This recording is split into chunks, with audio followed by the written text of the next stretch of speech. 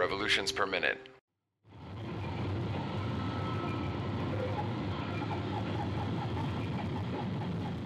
This thing we played was called Your New Age Dream, contains more blood than you imagine.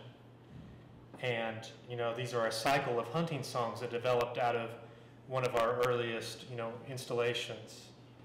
And so this idea of, you know, blood rushing through an animal's veins, or, you know, antlers crashing, you know, down a hill, things like that, you know, they're not some, you know, it's not really incidental.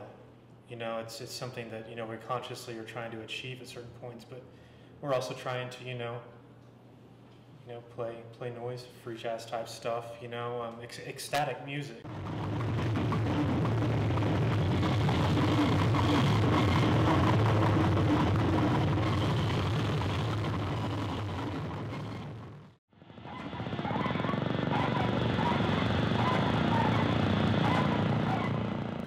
Our approach is much more cultural and much more about our relationships and the things that we share in common.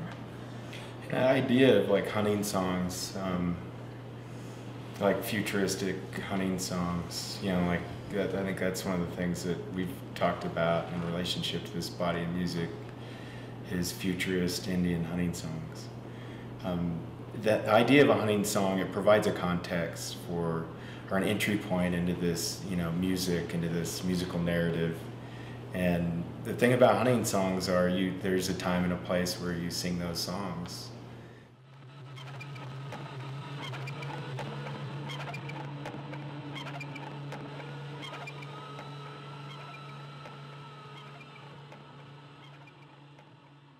To compare it to like vocables in American Indian music, where, you know, where lyrics are nonsensical or they have no meaning, they're just purely sound.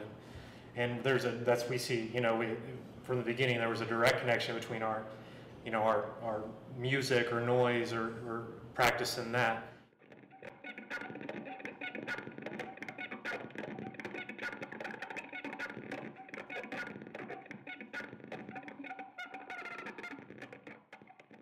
Any kind of sound I developed was me being a musician and trying to make my own speaker cabinets or guitar effects, and then failing miserably, and they just sounded horrible, and that's all I used. But those were my tools, and that's at least how my sound evolved. And then I guess I realized that there was a genre of this music being made, but it was always trying to get, you know, make harsh sounding heavy metal music with, you know, and make my own instruments and make them sound better or worse, you know. And that's what led me to noise.